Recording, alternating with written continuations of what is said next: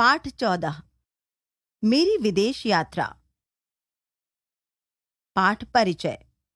हमें समय समय पर घूमने जाना चाहिए। इससे हमें अलग अलग स्थानों के बारे में जानकारी मिलने के साथ साथ स्वास्थ्य लाभ भी होता है। डॉक्टर राजेंद्र प्रसाद ने इस पाठ माध्यम से हमें अपना अनुभव बताया है। यह मेरी पहली विदेश यात्रा थी। मित्रों की सलाह पर मैंने सर्दी के लिए गर्म कपड़े बनवाए। मैं हमेशा केवल खादी ही पहना करता था। विदेश जाकर भी इस नियम को भंग करना मैंने उचित नहीं समझा। इसलिए कश्मीरी ऊन के कपड़े ही खादी भंडार द्वारा मंगवाकर बनवाए। कपड़े की काट छांट भी देशी रखी। मैंने अंग्रेजी पोशाक न पहनने का निश्चय कर लिया। इससे 2 लाभ हुए। एक तो बहुत कम खर्च में काम के लायक काफी कपड़े तैयार हो गए। दूसरे, पोशाक हिंदुस्तानी थी, इसलिए उसमें कुछ भूल अथवा भद्दापन भी हो तो कोई विदेशी समझ नहीं सकता था। अंग्रेजी पोशाक और रहन सहन धारण करने पर उन लोगों के फैशन और रीति नीति के अनुसार ही चलना फिरना, कपड़े पहनना और खाना पीना पड़ता है। अपना रहन सहन कायम रखने से ये सब झंझट दूर हो जाते हैं। विशेषकर मेरे जैसे आदमी के लिए ये झंझट कुछ कम नहीं है, क्योंकि मैंने जीवन भर कपड़े और फैशन पर ध्यान नहीं दिया। मैंने कपड़ों को शरीर गर्म रखने और लज्जा निवारण का साधन मात्र समझा है। जहाज में मेरी पोशाक लोगों के कौतूहल का केंद्र बनी रही। एक पारसी दंपत्ति और एक अंग्रेज सज्जन मेरी ओर विशेष रूप से आकर्षित हुए। गांधी जी खादी और शाकाहार के संबंध में बातचीत करते हुए समय आसानी से कट गया।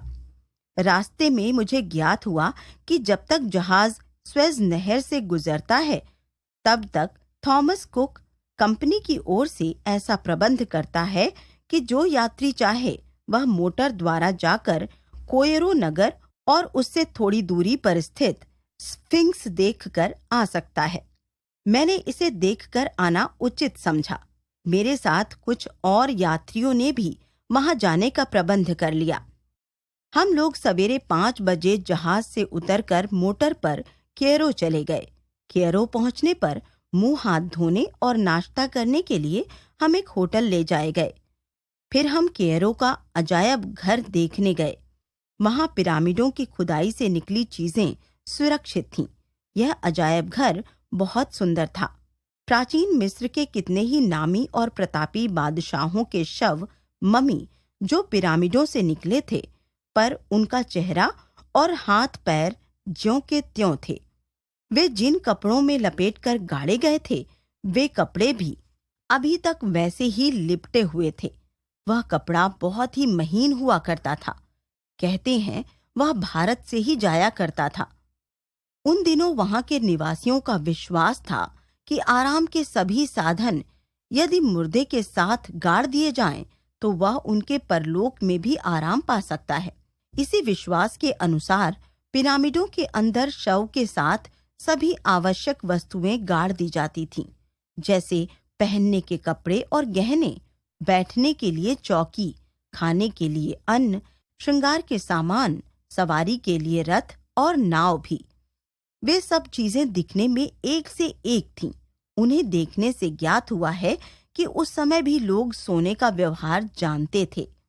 संग्रहालय के बाद हम लोगों को शहर की कुछ प्राचीन और प्रसिद्ध इमारतें दिखाई गईं, जिनमें एक प्रसिद्ध मस्जिद भी थी। मिस्र में मुसलमान पूरब की ओर मुंह करके नमाज पढ़ते थे, क्योंकि वहां से काबा पूरब की ओर पड़ता था। यह एक हिंदुस्तानी के लिए अजीब सा नजारा था। वहां की मस्जिदें भी इसी कारण पूरब रुख की रहती थीं। वहां की भाषा अरबी थी। यूरोपीय भाषाओं में सबसे अधिक प्रचार फ्रेंच भाषा का था। लोग साफ सुथरे बनकर रहते थे। पुलिस वाले तुर्की फेज पहने हुए दिख जाते थे। यद्यपि केरो पुराना शहर है, पर जिस हिस्से को हमने देखा वह बहुत कुछ आजकल के शहरों जैसा ही था। दोपहर का भोजन करके हम लोग कुछ दूर तक मोटर पर बैठकर पिरामिड देखने गए। एक स्थान पर पहुंचकर हमें मोटर छोड़ देनी पड़ी। ऊंटों पर सवार होकर पिरामिडों तक जाना पड़ा। मेरे लिए ऊंट की सवारी बिल्कुल नई थी, क्योंकि मैं कभी ऊंट पर चढ़ा न था। पिरामिडों के नजदीक जाकर देखा तो पाया कि ये ऊंची चौखूंटी इमारतें थीं। हमारे देश में जैसे ईंटों का पजावा बनता है, वैसे ही ये पत्थरों के बहुत बड़े बड़े चौरस टुकड़ों के बने थे। पजावे की तरह ही नीचे की चौड़ाई अधिक थी, जो ऊपर की ओर कम होती गई थी। ईंटों का पजावा भले ही छोटा था, पर पिरामिड बहुत बड़े और ऊंचे थे। इनमें लगी एक एक ईंट मेरे अनुमान में 5 हाथ लंबी होगी। इसी के अनुपात में उनकी चौड़ाई और मोटाई थी।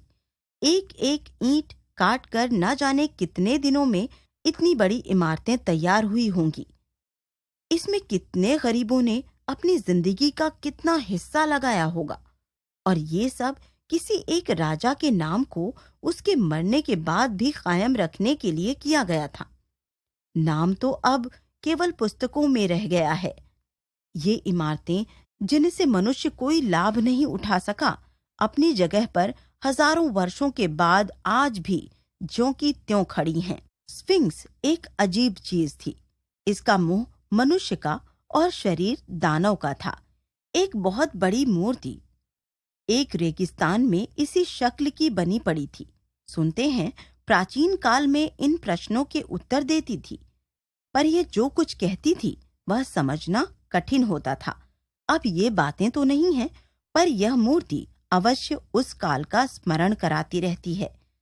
संध्या समय वापस आकर हम लोग रेल पर सवार हुए और रात के 11 बजे पोर्ट सईद पहुंचे। जहाज वहां पहुंच गया था। खाना पीना रेल में ही हो गया था, इसलिए हम जाकर अपने अपने कमरे में सो गए।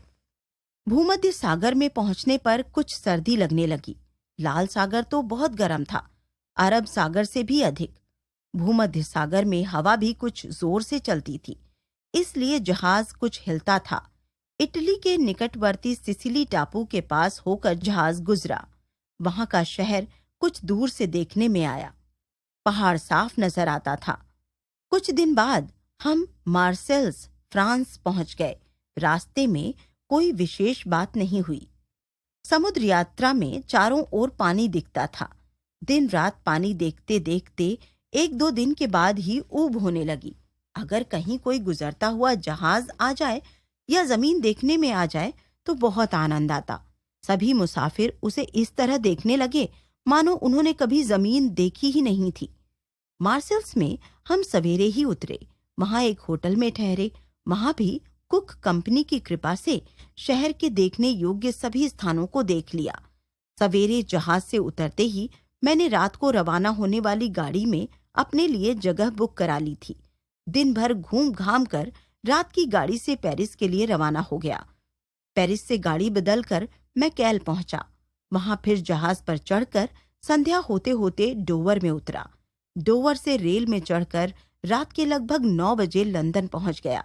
मैं मार्च के तीसरे सप्ताह में लंदन पहुंचा था, पर वहां अभी काफी सर्दी थी। स्टेशन पर पहले से वहां पहुंचे हुए मित्र मिल गए। मैं सीधा उस मकान में चला गया जो पहले ले लिया गया था। वह गोल्ड्स ग्रीन में था। हम लोग कुछ दिनों तक वहीं ठहरे। मैं लंदन एक मुकदमे के सिलसिले में गया था। मुकदमे से छुट्टी पाकर मैं स्विट्जरलैंड गया। मेरी बहुत इच्छा थी कि मैं श्री रौम्या रोलां से मिलूं, पर उनके घर पहुंचने पर ज्ञात हुआ कि वे गर्मी के कारण काटरीगी पहाड़ी पर गए हैं। मैं वहां चला गया। रास्ता सुंदर था। रेल ऊंचे पहाड़ पर आहिस्ता आहिस्ता चढ़ती गई। मैं 2 दिन तक वहां रहा। बातचीत भी हुई। कठिनाई यह हुई कि मैं फ्रेंच नहीं जानता था और वे अंग्रेजी नहीं जानते थे। एक दुभाषिए की सहायता लेनी पड़ी, पर उसकी विद्या भी कुछ अंदाज की ही थी। वहां से चलकर मैंने वर्नटेलन, न्यूटाटेल, लोसान और जेनेवा शहरों को देखा। न्यूटाटेल में एक आश्चर्यजनक घटना हुई। मैं वहां बाजार में घूम रहा था। एक दुकान में हाथ के बुने कपड़े बिकते थे। एक लड़की कपड़े बेचने का काम कर रही थी। वो अंग्रेजी भी जानती थी। मैंने हाथ के बुने कपड़े के बारे में बातचीत की। उसने मेरे कपड़े को देखा और समझ लिया कि मैं हिंदुस्तान का रहने वाला हूँ।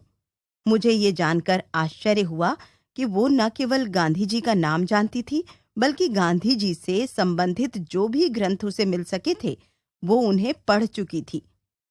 वहां से फिर लंदन लौट गया। लंदन से मैं हॉलैंड गया। वहां उन दिनों युवकों का अंतर्राष्ट्रीय सम्मेलन हो रहा था। मैंने भी उसमें भाषण दिया। सम्मेलन युद्ध विरोधी युवकों का था। वहां से बर्लिन गया। घूम घूम कर बर्लिन देखा। बर्लिन से लिप्जिग पहुंचा और वहां एक दिन ठहरा। वहां प्रसिद्ध जल चिकित्सक लुई कोहने से मिलने का विचार हुआ, पर पता चला कि मेरे पहुंचने से पूर्व ही उनकी मृत्यु हो चुकी है। फिर अपने यात्राक्रम के अनुसार म्यूनिख पहुंचा। वहां पर प्रसिद्ध अजायब घर भी देखा। म्यूनिख से वेनिस गया। वो अजीब शहर था। घर घर में समुद्र था। वहां नाव के सिवाय दूसरी सवारी नहीं चलती थी। पानी के बीच चट्टानें थीं। उन्हीं पर मकान बने हुए थे।